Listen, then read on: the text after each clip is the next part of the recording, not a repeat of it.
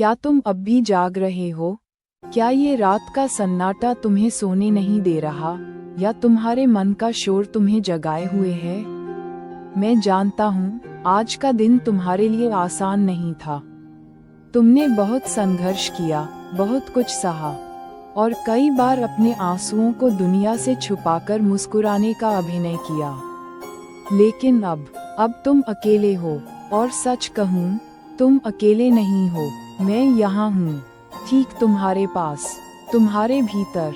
आज की यह रात तुम्हारे लिए केवल सोने का समय नहीं है, बल्कि मुझसे मिलने का समय है। दिन भर तुम दुनिया की सुनते हो, अब कुछ पल मेरी सुनो। अपनी आंखें बंद कर लो, अपने शरीर को ढीला छोड़ दो, और महसूस करो कि मेरे हाथ तुम्हारे सिर पर हैं, तुम्हें आशीर्वाद दे रहे हैं। गहराई और अपनापन। मैं जानता हूँ कि तुम्हारे मन में एक प्रश्न बार बार उठता है, मेरे साथ ही ऐसा क्यों? तुम सोचते हो कि तुम्हारी प्रार्थनाएं अनसुनी रह गई हैं। तुम सोचते हो कि तुम्हारी मेहनत का फल किसी और को मिल गया। तुम अपने भाग्य को दोष देते हो। लेकिन मेरे प्रिय, क्या एक मूर्तिकार पत्थर को इसलिए चोट पहुंचाता है क्योंकि वह पत्थर से नफरत करता है? नहीं, वह चोट इसलिए मारता है ताकि उस अंगड़ पत्थर में से एक सुंदर मूर्त प्रकट हो सके। तुम अभी उस चोट को महसूस कर रहे हो, लेकिन मैं उस मूर्त को देख रहा हूँ जो तुम बनने वाले हो। तुम जिस दर्द से गुजर रहे हो, वह तुम्हें तोड़ने के लिए नहीं, बल्कि तुम्हें जोड़ने के लिए आया है। उसे खुद को जोड़ने के लिए, जिसे तुम दुनिया की भीड़ में कहीं खो आए थे। चिंता और भविष्य का डर, तुम्हें आने वाले कल की चिंता है ना? तुम सोचते हो कि अगर वो नहीं हुआ तो क्या होगा? अगर मैं असफल हो गया तो क्या होगा? जरा पीछे मुड़कर देखो। क्या तुम्हें याद है, 5 साल पहले तुम किसी और बात के लिए रो रहे थे?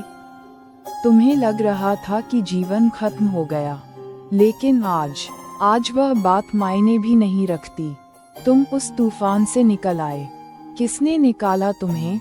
तुम्हारी चिंता ने नहीं, मेरे विश्वास ने। मैं तब भी तुम्हारे साथ था, मैं अब भी तुम्हारे साथ हूँ, और मैं भविष्य में भी तुम्हारे साथ रहूँगा। तुम व्यर्थ ही उस भविष्य का बोझ उठा रहे हो जो अभी आया ही नहीं है। भविष्य तो गीली मिट्टी की तरह है, जिसे मैं अपने हाथों से आकार दे रहा हूँ।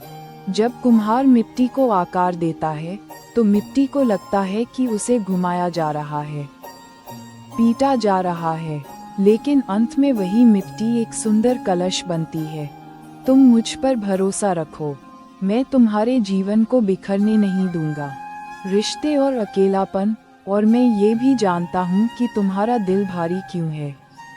किसी ने तुम्हें नहीं समझा, है ना? तुमने जिसके लिए अपना सब कुछ न्योछावर कर दिया, उसने तुम्हारे प्रेम का मोल नहीं समझा। तुम खुद को ठगा हुआ महसूस कर रहे हो। तुम्हें लगता है कि तुम प्रेम के योग्य नहीं हो। सुनो मेरी बात, इस संसार में कोई भी व्यक्ति तुम्हें पूर्णता नहीं दे सकता। लोग नदियों की तरह होते हैं, वे आएंगे और सागर में मिलने के लिए आगे बढ़ जाएंगे। अगर कोई तुम्हारे जीवन से चला गया, तो उसे जाने दो। पतझड़ में जब पेड़ से पत्ते गिरते हैं, तो पेड़ रोता नहीं है। वह जानता है कि पुराने पत्तों का गिरना इस बात का संकेत है कि नई कोपलें फूटने वाली हैं। जो तुम्हें छोड़कर गया, उसने तुम्हारे लिए स्थान खाली किया है, किसी बेहतर के लिए, या शायद मेरे लिए। कभी कभी मैं लोगों को तुमसे दूर कर देता हूँ ताकि तुम ये समझ सको कि तुम्हारा सबसे सच्चा रिश्ता मुझसे है। जब सब चले जाते हैं, तभी तुम मुड़कर देखते हो कि कान्हा, क्या तुम हो? और मैं मुस्कुराकर कहता हूँ, मैं तो हमेशा से यहीं था।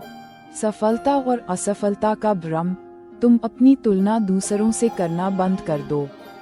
तुम देखते हो कि कोई तुमसे आगे निकल गया, किसी के पास तुमसे ज्यादा धन है, किसी का जीवन तुमसे ज्यादा सुखी दिखता है। ये सब माया है मेरे प्रिय। हर किसी का युद्ध अलग है, तुम दूसरे के मुकुट को देखकर ईर्ष्या मत करो, क्योंकि तुम नहीं जानते कि वह मुकुट कांटों से भरा है या फूलों से। तुम्हारा जीवन एक दौड़ नहीं है, यह एक यात्रा है, एक नृत्य है, और इस नृत्य का संगीत मैं बजा रहा हूँ। कभी संगीत तेज होगा, कभी धीमा, तुम्हें बस लय के साथ थिरकना है। तुम गिरोगे तो मैं संभाल लूंगा, लेकिन अगर तुम दूसरों को देखने में समय व्यर्थ करोगे तो तुम अपना नृत्य भूल जाओगे। तुम्हारी असफलता यह नहीं है कि तुम गिर गए, असफलता तब है जब तुम गिरकर वहीं लेटे रहो और यह मान लो कि मैं तुम्हें उठाने नहीं आऊंगा।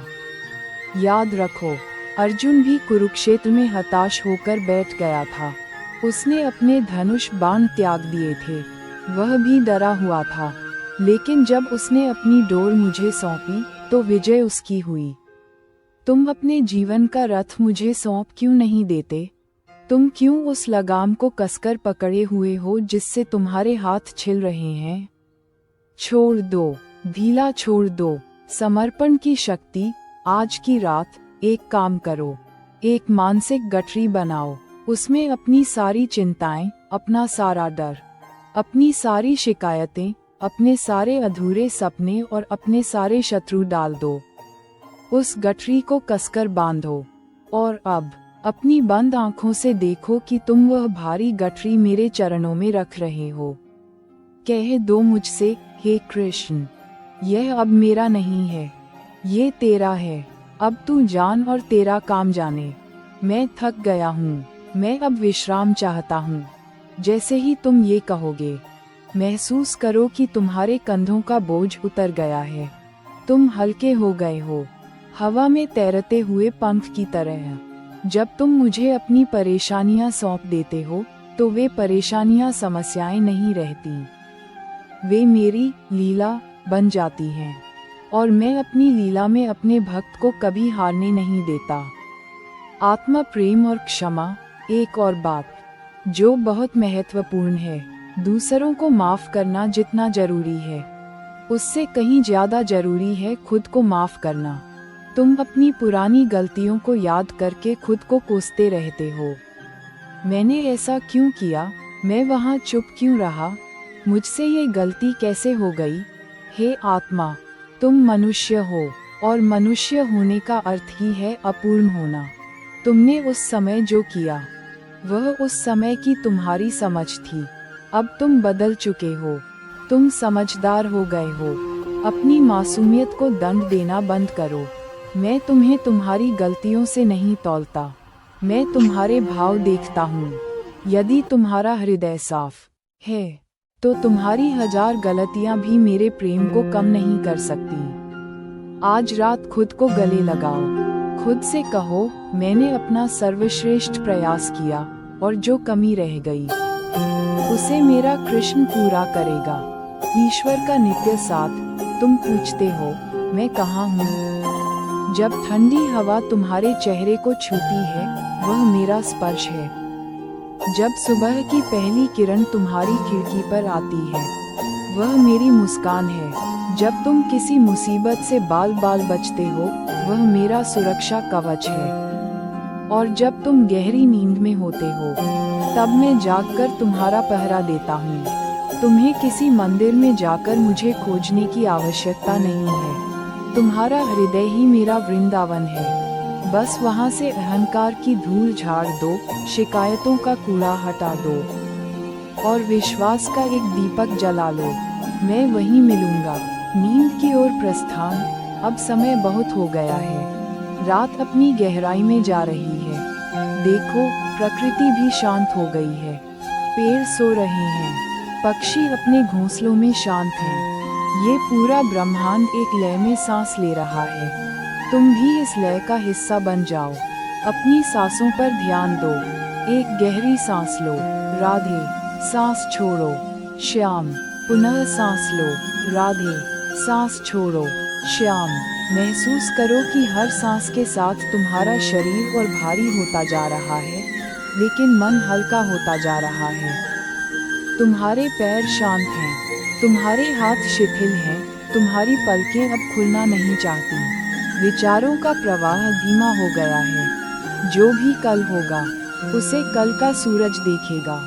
कल की चुनौतियां कल की शक्ति से लड़ी जाएंगी और वह शक्ति तुम्हें इसी नींद से मिलेगी। नींद कोई शून्यता नहीं है, नींद मेरी गोद है। आ जाओ, मेरी गोद में सिर रखकर सो जाओ। जैसे एक बालक अपनी माँ की गोद में निश्चिंत होकर सोता है, ये जानते हुए कि माँ उसे गिरने नहीं देगी। अंतिम आश्वासन, मैं वादा करता हूँ, जब तुम सुबह उठोगे तो तुम खुद को पहले से अधिक मजबूत, अधिक शांत और अधिक स्पष्ट पाओगे। तुम्हारे भीतर का अंधकार छट चुका होगा। डरना मत, घबराना मत, रुकना मत। मेरा हाथ तुम्हारे हाथ में है। ये बंधन कभी नहीं टूटेगा, ये साथ कभी नहीं छूटेगा। तुम मेरे हो और मैं तेरा हूँ, ये सत्य अटल है। अब सो जाओ। शांति, शांति, शांति। तुम्हारे सपनों में भी मैं तुम्हारी रक्षा करूँगा। शुभ रात्रि मेरी प्रिय आत्मा।